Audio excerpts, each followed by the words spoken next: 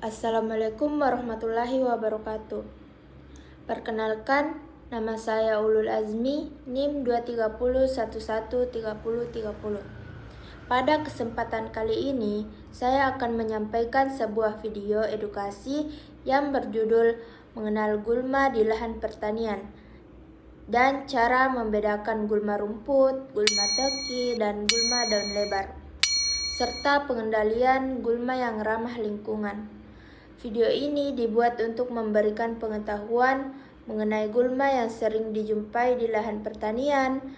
Dengan memahami jenis-jenis gulma, kita dapat menentukan cara pengendalian yang tepat, sehingga pertumbuhan tanaman budidaya dapat berlangsung dengan baik dan hasil panen menjadi optimal.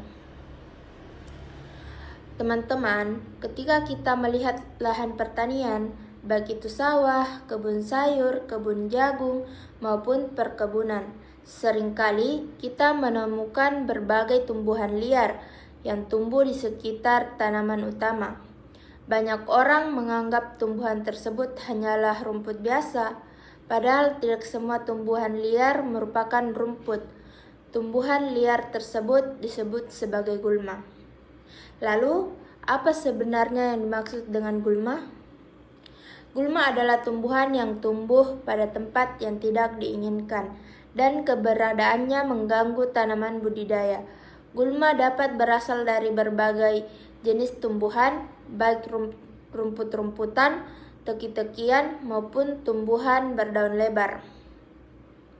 Gulma dapat tumbuh secara alami tanpa ditanam dan memiliki kemampuan berkembang biak dengan sangat cepat. Meskipun gulma juga merupakan makhluk hidup yang memiliki fungsi di alam, keberadaannya di lahan pertanian seringkali memberikan dampak yang merugikan. Hal ini karena gulma bersaing langsung dengan tanaman budidaya dan dalam memperoleh air, unsur hara, cahaya matahari, karbon dioksida, serta ruang untuk tumbuh dan berkembang. Lalu, apa sebenarnya yang dimaksud dengan gulma?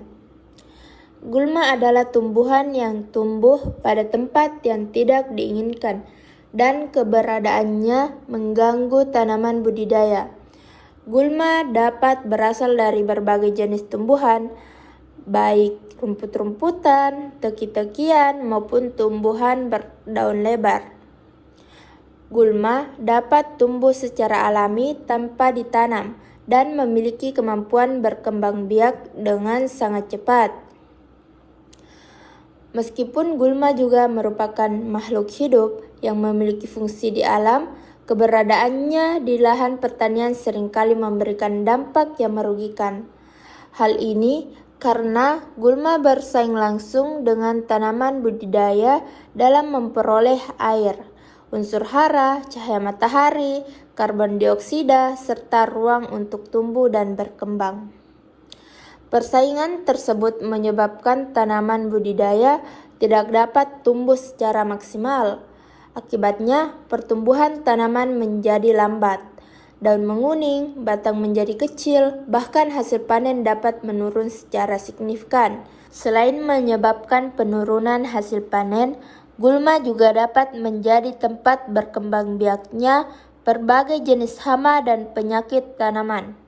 Serangga seperti belalang, ulat, kutu daun, maupun beberapa jenis jamur penyebab penyakit sering memanfaatkan gulma sebagai tempat berlindung dan berkembang biak. Oleh karena itu, keberadaan gulma tidak boleh diabaikan oleh petani. Namun demikian, gulma tidak selalu memberikan dampak negatif. Dalam jumlah yang sedikit dan pada kondisi tertentu, beberapa jenis gulma juga memiliki manfaat. Misalnya, gulma dapat membantu mengurangi erosi tanah karena akarnya mampu mengikat partikel tanah sehingga tidak mudah hanyut saat hujan. Selain itu, gulma yang belum menghasilkan biji dapat dimanfaatkan sebagai bahan kompos, sehingga dapat menambah bahan organik di dalam tanah.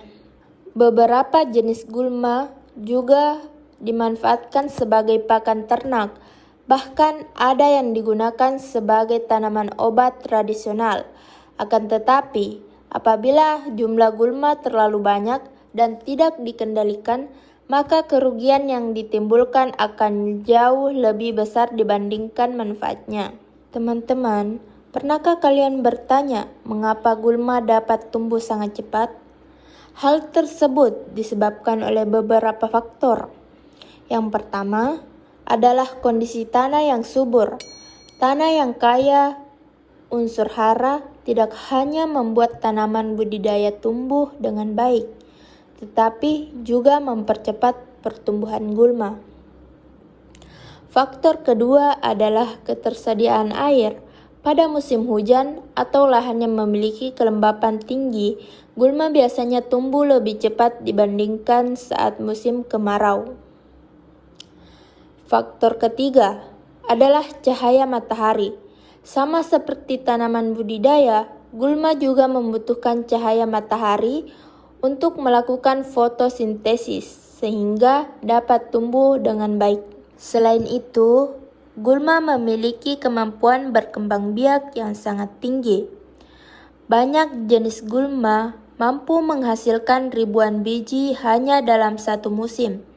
Tidak hanya itu, beberapa gulma juga dapat berkembang biak melalui akar, rimpang, stolon, maupun umbi. Inilah sebabnya mengapa gulma sering tumbuh kembali meskipun sudah dibersihkan. Oleh karena itu, pengendalian gulma harus dilakukan secara tepat, teratur, dan berkelanjutan agar tidak mengganggu pertumbuhan tanaman budidaya. Setelah kita memahami pengertian gulma, manfaat, kerugian, serta faktor-faktor yang menyebabkan gulma tumbuh dengan cepat, selanjutnya kita akan membahas jenis-jenis gulma yang paling sering dijumpai di lahan pertanian, yaitu gulma rumput, gulma teki, dan gulma daun lebar. Selanjutnya, mari kita mengenal 3 kelompok gulma yang paling sering ditemukan di lahan pertanian, yaitu gulma rumput, gulma teki, dan gulma daun lebar. Masing-masing kelompok memiliki ciri-ciri yang berbeda sehingga penting untuk kita ketahui agar tidak salah dalam melakukan pengendalian. Yang pertama, gulma rumput. Kelompok pertama adalah gulma rumput. Gulma ini berasal dari famili Poaceae atau suku rumput-rumputan.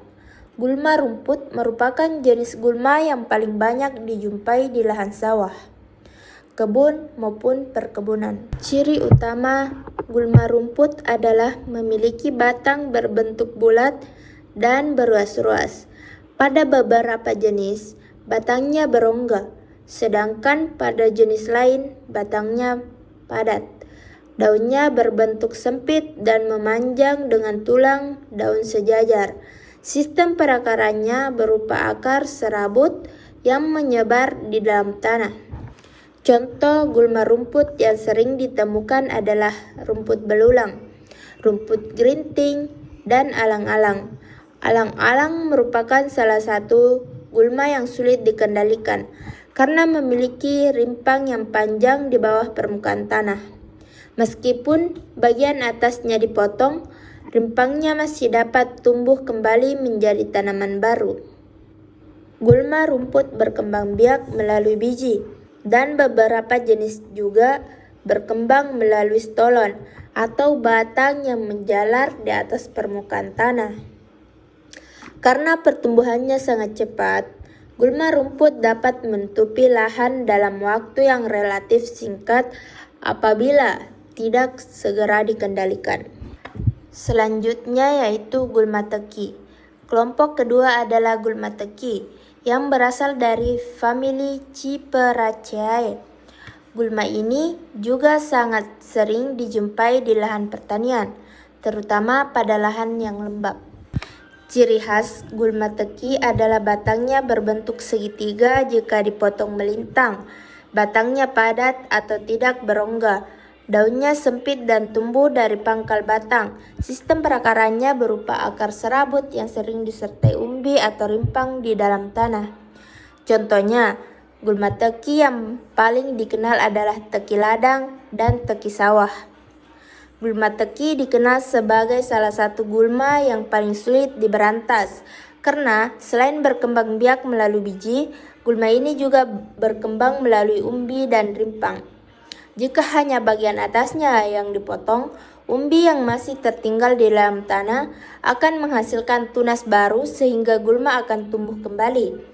Oleh sebab itu, pengendalian gulma teki harus dilakukan hingga bagian umbi atau rimpangnya ikut terangkat di dalam tanah. Selanjutnya yaitu gulma daun lebar. Kelompok ketiga adalah gulma daun lebar. Sebagian besar gulma daun lebar berasal dari kelompok dikotil. Ciri-cirinya yaitu memiliki daun yang lebar dengan bentuk yang beragam. Tulang daunnya menyirip atau menjari. Batangnya umumnya bercabang dan beberapa jenis memiliki bunga yang cukup mencolok. Contoh gulma daun lebar antara lain bandotan, bayam duri, putri malu, serta patikan. Sebagian besar gulma daun lebar berkembang biak melalui biji dalam satu kali pertumbuhan.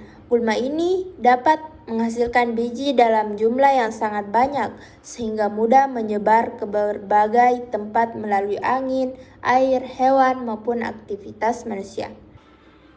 Cara membedakan gulma rumput, teki, dan daun lebar. Setelah mengetahui ketiga jenis gulma tersebut, sekarang mari kita pelajari cara membedakannya. Cara pertama adalah dengan melihat bentuk batangnya. Gulma rumput memiliki batang bulat dan beruas, sedangkan gulma teki memiliki batang berbentuk segitiga. Adapun gulma daun lebar memiliki batang yang bercabang dan bentuknya seperti rumput maupun teki. Cara yang kedua adalah dengan melihat bentuk daunnya. Gulma rumput dan gulma teki sama-sama memiliki daun yang sempit, tetapi gulma teki memiliki batang segitiga, sementara itu gulma daun lebar memiliki daun yang jauh lebih besar dengan tulang daun menyirip atau menjari. Cara ketiga adalah dengan memperhatikan akar dan cara berkembang biaknya. Gulma rumput umumnya berkembang melalui biji dan stolon. Gulma teki berkembang melalui biji, rimpang, dan umbi. Sedangkan gulma daun lebar umumnya berkembang melalui biji. Dengan memahami ciri-ciri tersebut, kita dapat lebih mudah mengidentifikasi gulma secara langsung di lapangan. Hal ini sangat penting karena setiap jenis gulma memerlukan metode pengendalian yang berbeda agar hasilnya lebih efektif dan efisien. Selain itu, waktu pengendalian juga sangat menentukan keberhasilan. Gulma sebaiknya dikendalikan sejak masih berukuran kecil atau saat belum berbunga. Apabila gulma sudah berbunga dan menghasilkan biji, penyebarannya akan semakin luas sehingga jumlah gulma pada musim tanam berikutnya akan semakin banyak. Oleh karena itu, menentukan penyiangan secara rutin merupakan salah satu langkah yang sangat dianjurkan. Baik, itulah video edukasi dari saya. Lebih dan kurangnya mohon dimaafkan. Wabillahi taufik wal hidayah. Wassalamualaikum warahmatullahi wabarakatuh.